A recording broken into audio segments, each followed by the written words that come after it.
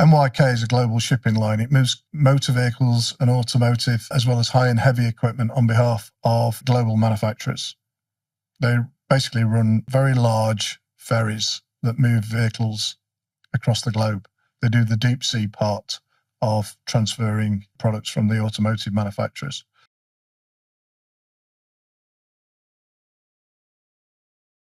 NYK came to us with a challenge in so much as they had an application that was built during the noughties.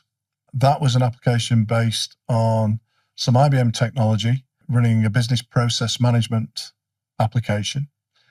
It also was running on a version of Java that was deprecated, so it was out of support, and using DB2. It had a front-end user experience that was based on a portal and portlet-based technologies.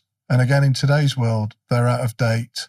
They're not really fit for purpose from a user experience and a UI perspective. And so the challenge was, how do we modernize that application?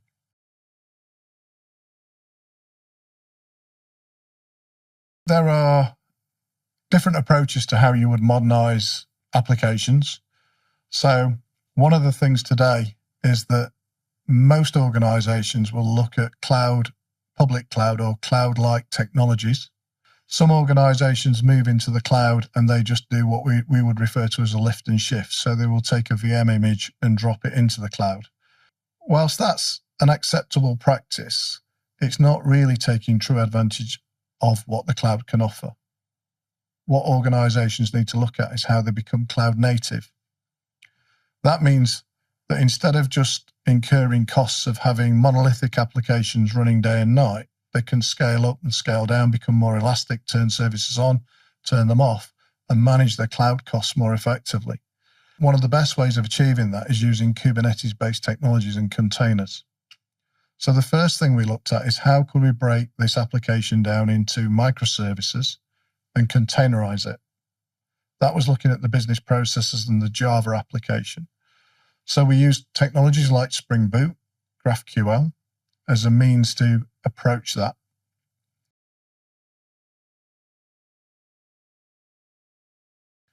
There are a set of business rules that we needed to be mindful of, and we didn't want the employees of the organization to have to go back and test every single rule base. So we needed to preserve those rules as part of the migration. And then the other area was to give them a modern fit-for-purpose UI, user experience. And so we did that with React as a framework and Material UI as the interface. React is a very fast, responsive experience. It's lightweight, it starts really quickly, and using technologies like caching, Redis, for example, we can supercharge that experience down to the browser. It's one of the frameworks that's being used more and more. It's a framework that came out of Facebook.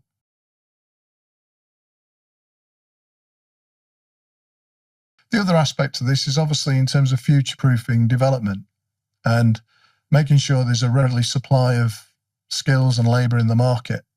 So some of these technologies, the application I spoke about, what they had before, whilst it's considered a monolith, with it being Java, it's still reasonably modern technology. Some of the other applications you might be looking at could have been coded 20, 30 years ago.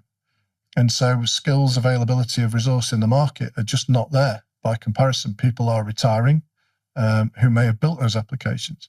So it's important that we pick the right technologies where there's good supply of labor in the market.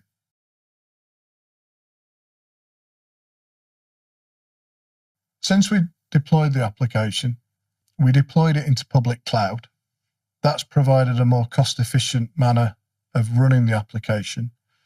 It went through a 6-week pilot project of running across some of their largest ports in Europe, Far East, and Americas, and then was rolled out to circa 50 ports across the globe. It runs on the Azure cloud using AKS, so that's Microsoft's Kubernetes service. The customer, as part of this, has got a lower cost of ownership with a payback inside 2 years. That's quite quick for an enterprise application in terms of payback. Through the use of the public cloud in terms of the costs of running the service, and through some of the newer technologies that we're using. They're less expensive than some of the technologies that were used before.